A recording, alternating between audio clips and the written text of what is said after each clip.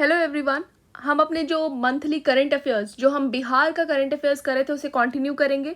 हमने जनवरी से जून 2023 तक का जो वो बिहार का करंट अफेयर्स है वो कवर कर लिया है। आज हम करेंगे जुलाई का करंट अफेयर्स।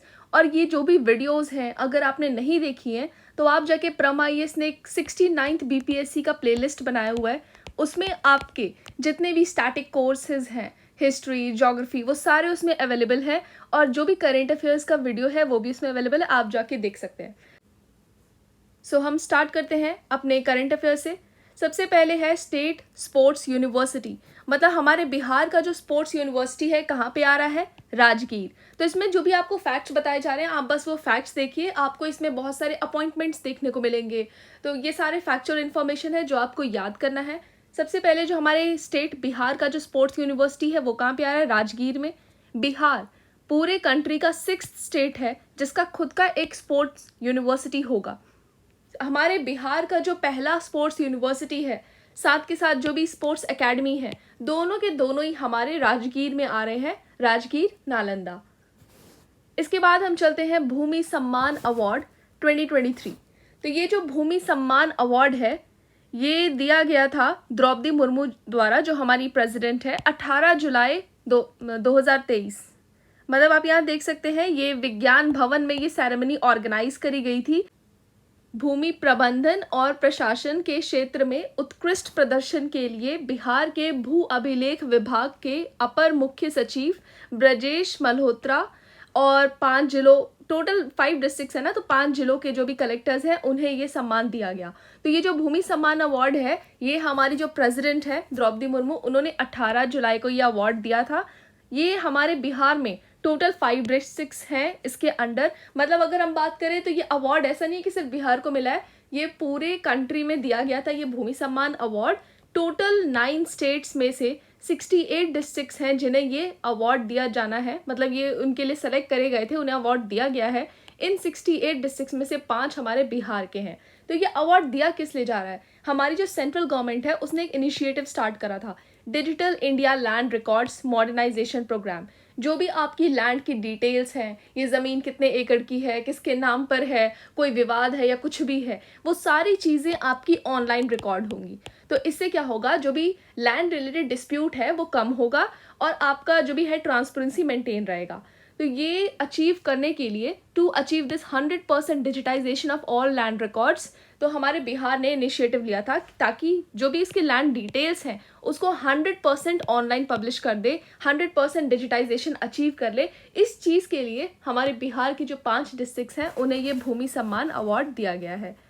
उसके बाद है हमारे बिहार स्टेट विमेन कमीशन की नई चेयरमैन, किन्हें अपॉइंट करा गया है, अश्वमेध देवी। आप इनकी यहाँ पिक्चर देख सकते हैं। ये पहले की MP भी रह चुकी हैं और साथ ही साथ JDU की लीडर हैं, जिन्हें नॉमिनेट करा गया है chairperson of the state women commission के लिए। ये जो कमीशन है ये 2020 से खाली है, मतलब इसमें कोई भी चेयरपर्सन अपॉइंट नहीं करे गए थे और अभी इनका अपॉइंटमेंट हुआ है अश्वमेध देवी जी का। अब यहाँ पे जो भी मेंबर्स हैं या फिर जो भी चेयरपर्सन हैं उनको 3 साल का टर्म मिला है। 2020 में, मतलब ये इसके बाद से ये पोस्ट खाली पड़ी है। तो इससे पहले चेयरपर्सन कौन थी, दिलमानी मिश्रा जी थी, और अब कौन है, अश्वमेध देवी। तो ये जो स्टेट विमेन कमीशन है टोटल कितनी स्ट्रेंथ है, 11, मतलब एक चेयरपर्सन और बाकी मेंबर्स।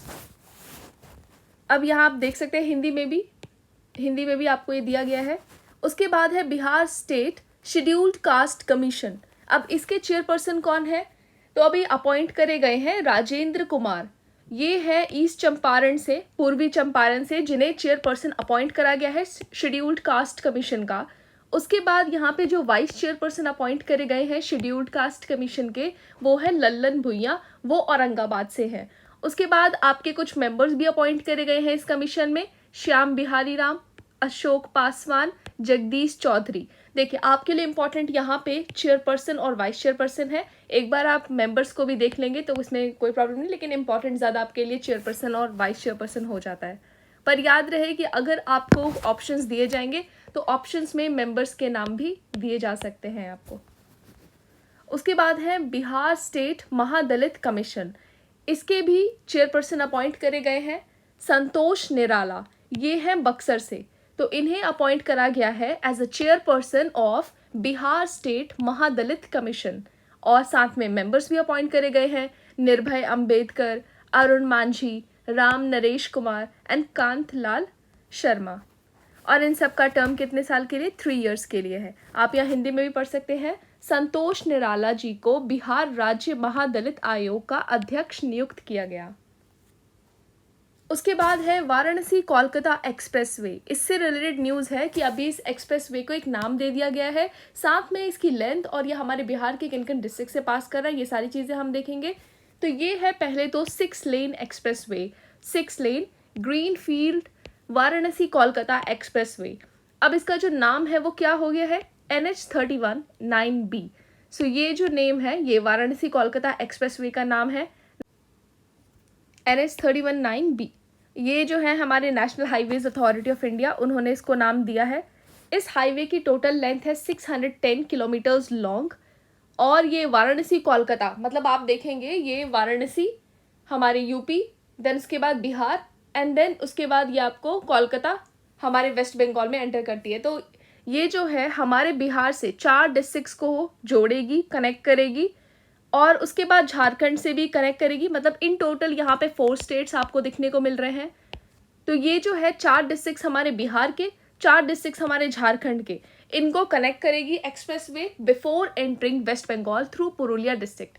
मतलब यहाँ पे वाराणसी से ये चलती है, उसके बाद ये बिहार में एंटर करती है चंद bordering the Chandauli in UP, मतलब इस बिहार और यूपी के बॉर्डर के पास ये बिहार में एंटर करती है।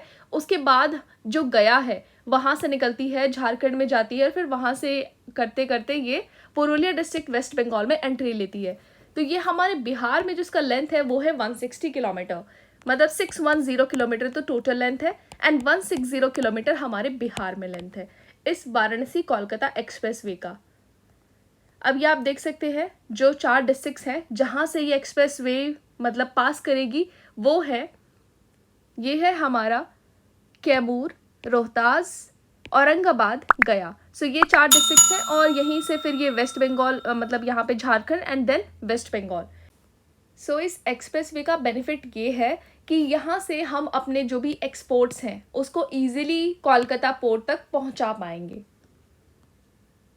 उसके बाद है जो चंपारण मटन, जो ये शॉर्ट फिल्म है और ये जो मूवी है, इसको सेमीफाइनल्स में जगह मिल गई है of this Oscars student academy award 2023। सो ये जुलाई मंथ का न्यूज़ है, तो ये स्टेटस था। तो चंपारण मटन को ये जो शॉर्ट फिल्म है the Academy of Motion Picture Arts and sciences ने ये अवार्ड दिया है। सो ये जो चंपारण मटन है इसने अपनी सेमीफाइनल्स में जगह बना ली है। साथ ही साथ ये जो ऑस्कर्स स्टूडेंट एकेडमी अवार्ड 2023 है इसके सेमीफाइनल में तो पहुंच गया है, लेकिन ये अवार्ड देता कौन है? The Academy of Motion Picture Arts and Sciences bestows this award. अब ये जो मूवी है शॉर्ट फिल्म, इनके डायरेक्टर कौन है? रंजन कुमार। और ये कौन सी भाषा में शॉट की गई है या फिर ये जो मूवी है बनाई गई है? बज्जी का डायलेक्ट। ये जो बज्जी का भाषा है ये हमारे बिहार के वैशाली, मुजफ्फरपुर और बेगूसराय में बोली जाती है। सो इतना आपके लिए इम्पॉर्टेंट है। उसके बाद आप यहाँ ये इमेज देख सकते हैं इस मूवी का। इनके जो एक्टर्स हैं वो कौन है? चंदन रॉय एंड फलक खान। उसके बाद है वाल्मीकि टाइगर रिजर्व से रिलेटेड इन्फॉर्मेशन। ये हमारे वेस्ट चंपारण में है, और इससे हमें एक न्यूज़ देखने को मिला है कि टाइगर काउंट जो है 75% तक इंक्रीज़ हुआ है, और अभी टोटल कितना है? 54। As per this NTCA National Tiger Conservation Authority, इन्होंने एक रिपोर्ट पब्लिश करी थी the status of the tigers co predators and prey in India 2022, और इस रिपोर्ट के अकॉर्डिंग हमारे वाल्मीकि टाइगर रिजर्व में अब 54 है। मतलब आप देखेंगे 2018 में जब रिपोर्ट आई थी तो 31 थे और अब 54 है, मतलब ये दिखा रहा है 75% जंप। उसके बाद अगर हम बात करें वाल्मीकि टाइगर रिजर्व जो हमारे वेस्ट चंपारण में है, ये एक लौता टाइगर रिजर्व है हमारे बिहार में जो कि वेस्ट चंपारण में है, और ये इतना एरिया कवर करता है।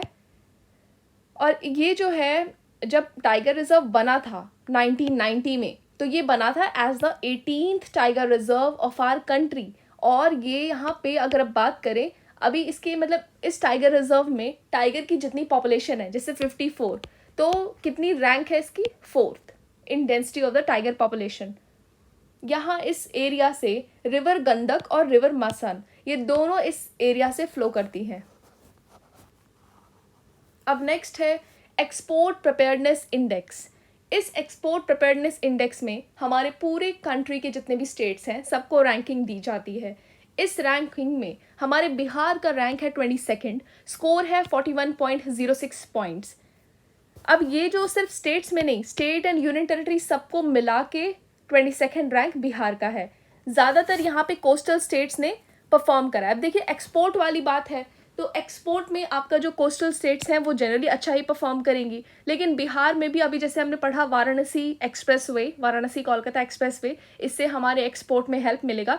तो मे बी जब नेक्स्ट टाइम हमारी रैंकिंग आई तो हम बिहार भी अच्छे रैंक पे होगा, कि उसकी वजह से काफ़ी हेल्प मिलेगा। यहाँ पे आप देख सकते हैं तमिलनाडु, महाराष्ट्र, कर्नाटका, गुजरात, ये टॉप परफॉर्मेंस में हैं एक्सपोर्ट प्रिपेयर्डनेस इंडेक्स में। अब इसमें आपको बस रैंक इंपॉर्टेंट था, 22nd रैंक था बिहार का। उसके बाद है Bihar government approves new biofuels policy to set up compressed biogas units. मतलब हमारे बिहार में अब कंप्रेस्ड बायोगैस प्लांट्स आने वाले हैं। अब इसके लिए हमारे जो बिहार गवर्नमेंट है उसने न्यू बायोफ्यूल पॉलिसी को अप्रूवल दे दिया है। तो ये जो बायोफ्यूल्स पॉलिसी है, the Bihar biofuels production promotion policy 2023, इसको हमारे बिहार गवर्नमेंट ने 4 जुलाई 2023 को अप्रूवल दे दिया है, जिससे क्या होगा कि हम कंप्रेस्ड बायोगैस प्रोड्यूस कर सकेंगे इथेनॉल से। मतलब हम इथेनॉल को यूज़ करके और इस पॉलिसी की मदद से हम अपना कंप्रेस्ड बायोगैस प्रोड्यूस करेंगे।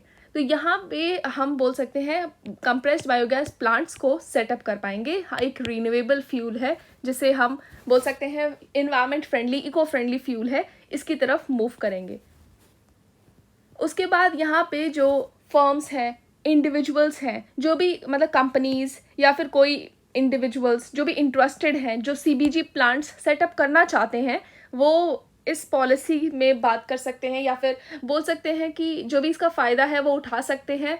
नोटिफिकेशन पब्लिश करा गया और ये अगले साल 30 जून तक एप्लीकेबल है। जो भी इंटरेस्टेड है इसमें अप्लाई कर सकते हैं और बेनिफिट्स ले सकते हैं। जो भी यूनिट सेलेक्ट करी जाएगी, जो भी कंप्रेस्ड बायोगैस प्लांट, अगर कोई फर्म, अगर कोई इंडिविजुअल इंटरेस्टेड है, अप्लाई करता है, और इस एप्लीकेशन के बाद जो भी यहाँ पर यूनिट्स को सेलेक्ट करा जाएगा उन्हें कैपिटल सब्सिडी दी जाएगी 15% की, मैक्सिमम अप टू 5 करोड़। मतलब मैक्सिमम अमाउंट 5 करोड़ होगा और सब्सिडी 15%। अगर उनकी जो भी कॉस्ट है, जो भी उनका सीबीजी यूनिट का कॉस्ट है वो इस 15% से ज़्यादा का है, तो उनको 5 करोड़ अमाउंट मैक्सिमम, मतलब आपको या तो 15% या ₹5 करोड़, इन दोनों में से जो भी आपका ज़्यादा है वो आपको मिलेगा। उसके बाद यहाँ पे जो विमेन हैं, जो कि विमेन या फिर SC/ST के जो लोग हैं, जो EBC कैटेगरी के हैं, उनको 15.75% तक का मतलब यहाँ पे कैपिटल सब्सिडी दिया जाएगा या फिर मैक्सिमम 5.25 करोड़ का अमाउंट यहाँ पे दिया जाएगा। ये एक तरीके से इन्वेस्टमेंट सपोर्ट है जो दिया जा रहा है, गवर्नमेंट यहाँ पे देगी जो भी इंटरेस्टेड हैं फर्म्स उनको। अब ये जो बेनिफिट्स यहाँ पे दिए जा रहे हैं, जो बिहार इंडस्ट्रियल इन्वेस्टमेंट पॉलिसी में दिए जा रहे थे, उनसे अलग हैं, उनके अलावा हैं। Now next is Malmas Mela at Rajgir, Nalanda. तो ये जो मलमास मेला है, इससे पहले तो ये कहाँ पे मेला होता है ये इंपॉर्टेंट है। तो ये हमारे राजगीर में ऑर्गेनाइज होता है। अब ये जो इसे इनॉग्रेट करा था हमारे CM ने, ये पूरे महीने चलता है मेला। आप यहाँ देख सकते हैं इन्होंने ये इनॉग्रेट करा था। ये जो मेला है ये पूरे महीने चलता है और ये राजगीर के ब्रह्मकुंड में ऑर्गेनाइज होता है। वहाँ पे इनॉग्रेट करा था हमारे CM ने। ऐसा मान्यता है या फिर ऐसा माना जाता है कि पूरे महीने में यहाँ पे 33 करोड़ डेटीज, गॉड्स यहाँ पे रहते हैं राजगीर में एक महीने के लिए। सो नेक्स्ट है वन महोत्सव। अब ये जैसे कि हमारे स्टेट जो है, जो हमारी स्टेट गवर्नमेंट है, वो बहुत सारे इनिशिएटिव्स ले रही है जल जीवन हरियाली की। हम अपने जो ग्रीन कवर है उसे इंक्रीज करें, इन्वायरमेंट को प्रोटेक्ट करें, रेन वाटर को हार्वेस्ट करें। उसी तरीके से मतलब इस ग्रीन कवर को एक्सपैंड करने के नीड में ये एक बोल सकते हैं महोत्सव सेलिब्रेट कर रही है, वन महोत्सव। और ये जो वन महोत्सव है 10 जुलाई के बाद सारे जिलों में ये सेलिब्रेट किया जाएगा। और बोल सकते हैं कि ये जो वन महोत्सव है ये बड़े पैमाने पर 10 जुलाई से सभी जिलों में वन महोत्सव मनाया जाएगा। उसके बाद है परफॉर्मेंस ग्रेड इंडेक्स 2.0। ये जो परफॉर्मेंस ग्रेड इंडेक्स 2.0 है, इसमें बिहार को क्या रैंक मिली है, क्या स्टेटस मिला है, ग्रेड आकांक्षी 2। स्कोर कितना है, 465 पॉइंट्स। सिर्फ 3 स्टेट्स हैं जो बिहार से कम पे हैं, मतलब आप देखेंगे परफॉर्मेंस उतना अच्छा नहीं है, तो 3 स्टेट्स हैं जो बिहार से कम पे हैं, जिन्होंने कम स्कोर करा है, और वो ग्रेड 3 में है, और हमारा बिहार ग्रेड आकांक्षी 2 पर है। तो हमारे जो 3 स्टेट्स हैं जो बिहार से कम पर हैं वो कौन सी हैं, अरुणाचल प्रदेश, मिजोरम, मेघालय। और ये जो परफॉर्मेंस ग्रेड इंडेक्स 2.0 है, ये मिनिस्ट्री ऑफ एजुकेशन रिलीज करती है, department of school educational literacy. उसके बाद है national multi dimensional poverty index. अब देखिए, अभी तक हम पढ़ते थे कि हमारे बिहार में 51.9% लोग पुअर हैं, या बोलते थे 52% लोग पॉवर्टी में हैं, बहुत मतलब आधी जनता हमारी गरीब है, ऐसे था। लेकिन अब ये चेंज हो गया है, अब ये 33.76% हो गया है।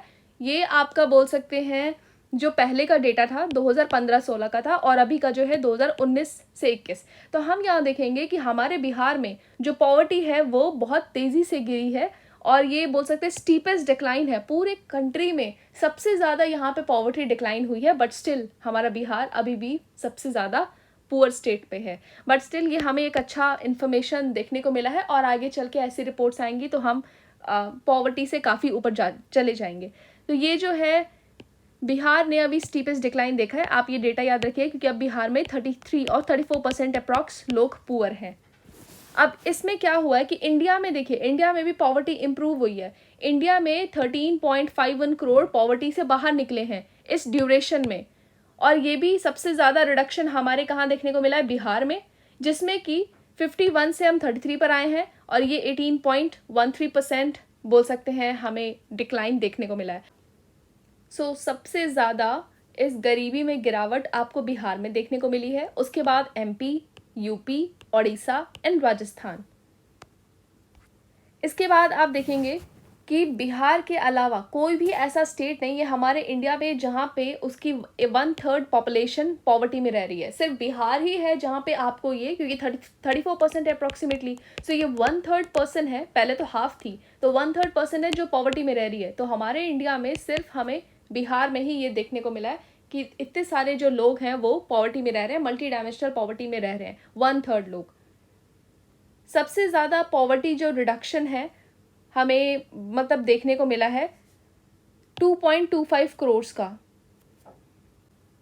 और ये बिहार ही है जहाँ पे हमें सबसे ज़्यादा पॉवर्टी रिडक्शन देखने को मिला है, अप्रॉक्सीमेटली 18%। और साथ के साथ कितने लोग पॉवर्टी से बाहर आए हैं इस टाइम पीरियड में, 2.25 करोड़, मतलब बिहार से इतने लोग यहाँ पे बाहर आए हैं इस पॉवर्टी रिडक्शन में। तो आप यहाँ देखेंगे कि जो डिस्ट्रिक्ट्स जहाँ पे आपको हाईएस्ट परसेंटेज ऑफ पॉपुलेशन हुआ मल्टी डायमेंशनल पुअर, मतलब जहाँ पे ज़्यादा से ज़्यादा लोग गरीब हैं, वो ये रही हमारे बिहार की है स्टेटस। और ये जो डिस्ट्रिक्ट्स हैं जहाँ पे सबसे कम लोग ये डिस्ट्रिक्ट्स हैं जहाँ पे कम लोग गरीब हैं। तो आप यहाँ देखेंगे ये आपका जो सुपौल है, यहाँ पे आपको 50.70% देखने को मिल रहा है। सबसे ज़्यादा कौन सा डिस्ट्रिक्ट है जहाँ पे सबसे ज़्यादा लोग पुअर हैं, वो है अररिया। और कौन सा डिस्ट्रिक्ट है जहाँ पे सबसे कम लोग पुअर हैं, वो है सिवान। सो ये हो गया अररिया। उसके बाद यहाँ पे पूर्णिया और ये आपका जो सुपौल है, दोनों बराबर पे है। उसके बाद ये मतलब ये आपके 3 डिस्ट्रिक्ट्स हैं जो पुअर हैं। उसके बाद आप यहाँ देखेंगे ये है मुंगेर, जहाँ पे आपके 21.63। देन ये जो है ना, ये बॉटम में ये जो आपको दिख रही है डिस्ट्रिक्ट्स, यहाँ पे आपका पॉवर्टी कम है। तो सबसे कम तो आपका सिवान में है, उसके बाद आपके मुंगेर में है, उसके बाद आपका ये रोहतास में है। तो आपने ये देख लिया, मतलब यहाँ पे ये जो फैक्ट्स हैं वो आपके लिए इंपॉर्टेंट हो जाते हैं। और बिहार में ही सबसे ज़्यादा पॉवर्टी रिडक्शन देखने को मिली है। इसके 2.25 करोड़ लोग जो हैं पॉवर्टी से बाहर आए हैं इस ड्यूरेशन में। ये आप देख सकते हैं, districts having lowest percentage of population who are multidimensional poor. तो सबसे ज़्यादा पॉवर्टी, सबसे ज़्यादा पुअर लोग कहाँ रहते हैं, हमारे अररिया में, सबसे कम सिवान में। नाउ बिहार अभी बोल सकते हैं उसे 4, अभी तक तो हमारा एक ही रामसर साइट है बिहार में, काबर लेक, बेगूसराय। लेकिन बिहार चाहता है कि हमारे 4 और वेटलैंड्स हैं जिन्हें रामसर साइट का ये दर्जा दिया जाए। अगर वो रामसर साइट के अंदर आ जाएगा तो उस वेटलैंड को हम बहुत अच्छा ट्रीट कर, मतलब कि वहाँ पे वो प्रोटेक्टेड साइट बन जाता है, वहाँ पे कुछ रिस्ट्रिक्शंस हो जाते हैं, उस वेटलैंड को प्रोटेक्ट किया जाता है। तो यहाँ पे 4 वेटलैंड्स हैं, उदयपुर लेक, वेस्ट चंपारण। पहले तो साथ के साथ इन वेटलैंड्स के साथ आपको यहाँ पे लोकेशन भी याद होनी चाहिए और कौन से वो 4 वेटलैंड है जिन्हें रामसर साइट बनाने की बात करी जा रही है। Udaipur lake, West Champaran, Vikramshila dolphin sanctuary Bhagalpur, Gogabil lake Katihar and Gokul reservoir Buxar. तो देखिए यहाँ पे आपके अभी फिलहाल एक ही रामसर साइट है, कांवड़ लेक बेगूसराय, लेकिन बिहार चाहता है कि 4 और वेटलैंड्स हैं जिन्हें रामसर साइट का दर्जा दिया जाए। ये जो हमारी कांवड़ लेक बेगूसराय है, ये भी पहली रामसर साइट 2020 में बनी थी as a 49th Ramsar site of our country, और एशिया का बोल सकते हैं ये सबसे largest fresh water oxbow lake है। इसके बाद ये जो ऑक्सबो लेक है, ये आपको पता होगा, पहले तो ऑक्सबो लेक क्यों बनते हैं, जो भी हमारी रिवर्स हैं वो मियांडर करती हैं, तो मियांडर करते करते इनका जो स्टेट है वो इस तरीके से हो जाता है और फिर आपकी यहाँ पे ऑक्सबो लेक्स, ये जो आपका ये पार्ट है ये ऐसे डिटैच होके इस तरीके से ऑक्सबो लेक्स का फॉर्मेशन होता है। ये आप ज्योग्राफी में पढ़ते हैं। तो यहाँ पे ये जो ऑक्सबो लेक है, कांवड़ लेक बेगूसराय में ये जो हमारी ऑक्सबो लेक है जो कि एक रामसार साइट है, ये क्यों बनती है, ये बनती है मतलब किस रिवर की वजह से बनती है, बूढ़ी गंडक रिवर से बनती है, मियांडरिंग की वजह से ही बनती है, पर रिवर है बूढ़ी गंडक, और ये जो बूढ़ी गंडक है ये गंगा रिवर की ट्रिब्यूटरी है। अब इसको प्रोटेक्टेड साइट बिहार गवर्नमेंट ने 1986 में ही डिक्लेयर कर दिया था, और गवर्नमेंट ऑफ इंडिया ने इसे बर्ड सेंचुरी भी डिक्लेयर करा था 1989 में, लेकिन इसे जो रामसर साइट है ना, इसका जो दर्जा है ये मिला था 2020 में कांवड़ लेक को, और अभी बिहार गवर्नमेंट और 4 वेटलैंड्स हैं जिन्हें रामसर साइट बनाने की बात कर रही है। ये जो गोगाबील लेक आपने पढ़ा, ये भी ऑक्सबो लेक है, बिहार के कटिहार डिस्ट्रिक्ट में है। इसे हमारे बिहार का पहला कम्युनिटी रिजर्व का बोल सकते हैं डिक्लेयर कर दिया गया था, ये कम्युनिटी रिजर्व का दर्जा दे दिया गया था 2019 में। और ये यहाँ ये जो गोगाबील ऑक्सबो लेक है, ये जो ऑक्सबो लेक मतलब इस तरीके से जो लेक है, ये बनती है 2 रिवर से, Mahananda river and Kankhar river in the north and Ganga river in the south and east. तो ये ऑक्सबो लेक इन रिवर्स के मिलने से बनती है, Ganga, Mahananda and Kankhar in the north, मतलब नॉर्थ में 2 रिवर है और उसके बाद आपके साउथ और ईस्ट में गंगा रिवर है। भूमि सम्मान अवार्ड हमने देख लिया था, बिहार से टोटल 5 डिस्ट्रिक्ट है जिन्हें ये भूमि सम्मान अवार्ड दिया जा रहा है। तो हम ये जो 5 डिस्ट्रिक्ट हैं इन्हें एक बार देख लेते हैं। यहाँ पे हमारा ये किशनगंज, और उसके बाद यहाँ पे आप देखेंगे ये है भोजपुर, देन ये है आपका जहानाबाद, नालंदा, और ये आपका लखीसराय। पूरे इंडिया में 68 डिस्ट्रिक्ट हैं, मतलब 9 स्टेट में से, और बिहार से 5 हैं, ये हमने अभी पढ़ा था। उसके बाद हैं शंभू कुमार सुमन, ये कटिहार के हैं और इन्हें बिहार स्टेट एसटी कमीशन का चेयरपर्सन अपॉइंट करा गया है। तो ये हैं शंभू कुमार सुमन।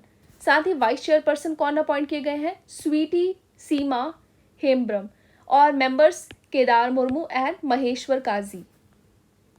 नाउ अभी एक जो रिपोर्ट आई है ये आपके 1 लाइनर्स हैं। According to the report released by the association of democratic reforms, और एडीआर की जो रिपोर्ट है, मतलब जो रिपोर्ट आई है एडीआर, दिस एडीआर रिपोर्ट, इसमें बिहार के जो एमएलएज हैं उनका क्रिमिनल केसेस में रैंक क्या है, 2nd। मतलब ये जो एडीआर है, ये जो रिपोर्ट आती है इसमें पता चलता है कि हमारे जो एमएलएज हैं या फिर हमारे जो एमपीज हैं उन पे कौन कौन कितने लोग हैं, ये बोल सकते हैं क्रिमिनल चार्जेस लगे हुए हैं। तो इससे हम बताते हैं कि हमारी कंट्री कितनी डेमोक्रेटिक है। इस तरीके से ये रिपोर्ट बताती है कि हमारे इतने सारे एमपीज़ हैं जिन पे क्रिमिनल केसेस हैं, फिर भी वो अभी हमारे सभाज में बैठे हुए हैं, हमारे हाउसेज में बैठे हुए हैं। तो ये जो रिपोर्ट है, इस रिपोर्ट के अकॉर्डिंग हमारे बिहार के जो एमएलएज हैं उन पे कितना क्रिमिनल केसेज है, मतलब जो भी डेटा है उसके अकॉर्डिंग हमारे बिहार की रैंक क्या है, 2nd। उसके बाद है मुकेश कुमार, ये है बॉलर, ये फास्ट बॉलर है बिहार के गोपालगंज से, जिन्हें अभी मतलब जिन्होंने अपना एक टेस्ट डेब्यू करा है रिसेंटली। उसके बाद संतोष निराला के बारे में हमने पढ़ा था, ये महादलित कमीशन के चेयरपर्सन अपॉइंट करे गए हैं, बक्सर से हैं। अब ये 2023-24 में, जैसे कि हम जल जीवन हरियाली की तरफ चल रहे हैं, तो 23-24 में बिहार गवर्नमेंट ने क्या टारगेट बनाया कि वो कितने प्लांट को बोल सकते हैं, प्लांट की जो सैपलिंग्स हैं उन्हें लगाएंगे, कितने पौधे लगाने का लक्ष्य रखा गया है, 4.34 करोड़। अब ये है ऑर्गेनिक फार्मिंग, ऑर्गेनिक फार्मिंग से रिलेटेड न्यूज़। मतलब यहाँ पे जैविक खेती से रिलेटेड, तो 10 लाख रुपए जो हैं दिए जाएंगे as a interest free loan. मतलब आप 10 लाख रुपए उधार ले सकते हैं, उस पर कोई भी इंटरेस्ट नहीं रहेगा। जो भी यूथ है बिहार का, जैसे कि हम चाहते हैं कि बिहार में बहुत रिच डेमोग्राफी है, बहुत ही आपको यूथ देखने को मिलते हैं और वो अनएम्प्लॉयड है। अगर कोई ऐसा यूथ है जो जैविक खेती करना चाहता है, स्टार्टअप करना चाहता है अपना ऑर्गेनिक फार्मिंग में, तो उसे सरकार 10 लाख रुपए देगी और ये जो 10 लाख रुपए है ये लोन की तरह दिया जाएगा और इस पे कोई भी ब्याज, कोई भी इंटरेस्ट नहीं होगा।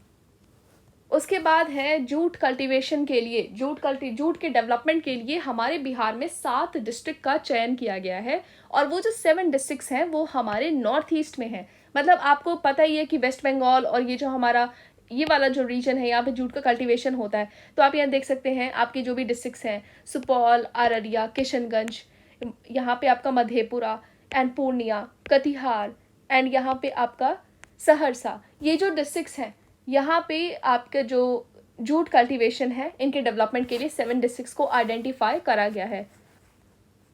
उसके बाद बिहार में मोटे अनाज मतलब कोर्स ग्रेन्स और जूट के बीज मतलब जूट सीड्स पर 80% तक अनुदान दिए जाने की घोषणा की गई है। सो कोर्स ग्रेन्स और जूट सीड्स इन पर 80% की सब्सिडी दी जाएगी। उसके बाद ये जो किताब है अंतरंग दोस्तों की नज़र से, नीतीश कुमार, ये जो किताब है ये लालू प्रसाद यादव जी ने रिलीज़ करा था 3 जुलाई 2023 को। कहाँ पे? सम्राट अशोक कन्वेंशन सेंटर, पटना। तो आप ये बुक देख सकते हैं। मतलब नीतीश कुमार के लिए लिखी गई है और ये जो बुक है किसने लिखी है? उदयकांत जी ने लिखी है। अंतरंग दोस्तों की नज़र से, नीतीश कुमार। अब यहाँ पे आप ये देख सकते हैं कि इसका जो बोल सकते हैं इसको रिलीज या फिर लोकार्पण लालू प्रसाद जी ने करा था। नाउ बिहार में 14 फेयर्स, 14 मेले जिन्हें स्टेट का स्टेटस दिया गया है, मतलब जिन्हें राजकीय दर्जा दिया गया है, स्टेट फेयर आप यहाँ पे बोल सकते हैं। उसके बाद आप ये देखेंगे जो डायरेक्टरेट ऑफ हॉर्टिकल्चर है हमारे बिहार के एग्रीकल्चर डिपार्टमेंट का, उसे फर्स्ट पोजीशन दिया गया है in the international agriculture and horti expo 2023 जो न्यू दिल्ली में हुआ था। मतलब आप ये बोल सकते हैं कि अंतर्राष्ट्रीय कृषि बागवानी प्रदर्शनी 2023 जो हमारे न्यू दिल्ली में ऑर्गेनाइज हुई थी, वहाँ पे हमारे कृषि विभाग के उद्यान निदेशालय का पहला पुरस्कार से सम्मानित किया गया है। मतलब यहाँ पे जो भी हमारे डायरेक्टरेट ऑफ हॉर्टिकल्चर है बिहार एग्रीकल्चरल डिपार्टमेंट के, उन्हें ये फर्स्ट पोजीशन दिया गया है। सो नेक्स्ट करेंट अफेयर है बछवारा जो कि बेगूसराय डिस्ट्रिक्ट में है, has achieved the distinction of being the first primary health centre of Bihar to get this award national level quality certificate. मतलब बेगूसराय में स्थित बछवारा ने राष्ट्रीय स्तर का गुणवत्ता प्रमाण पत्र हासिल करने वाला बिहार का पहला प्राथमिक स्वास्थ्य केंद्र होने का गौरव हासिल करा है। बस ये आपको न्यूज़ है और इस वन लाइनर फैक्ट है। नाउ हमारे बिहार से 2 मछुआरे बोल सकते हैं या 2 फार्मर्स हैं जिन्हें मतलब बेस्ट फिश फार्मर अवार्ड दिया गया है। इनका नाम है गिरधारी मुखिया, नितिल भारद्वाज। सो ये जो है इन्हें अवार्ड दिया गया, किसने दिया है ये award? Central Inland Fisheries Research Institute Kolkata. So Girdhari Mukhiya और नितिल भारद्वाज। नाउ ये वन लाइनर फैक्ट था। बिहार स्टेट इलेक्ट्रिसिटी बोर्ड ये कब बना था? 1958 में। बस इतना ही है इसमें। अब हमारा आज का जो लास्ट है वो है डॉक्टर अश्मिता गुप्ता। इन्होंने बोल सकते हैं कि इस ADRI की मेंबर बनी है। So, Dr. Ashmita Gupta has taken over as the new member secretary of the ADRI, Asian Development Research Institute, Patna. So, Asian Development Research Institute, जिसे हम आद्री भी बोलते हैं, पटना के नए सदस्य सचिव मतलब मेंबर सेक्रेटरी के रूप में डॉक्टर आश्मिता गुप्ता ने पदभार संभाला और ये जो पोस्ट है इसमें अपॉइंट हुई है, इसकी मेंबर बनी है। अब उसके बाद आप हमारा जो जुलाई का जो करंट अफेयर है वो यहाँ पे कंप्लीट हो जाता है। So if you find this video helpful, do like this video and subscribe the channel. Thank you.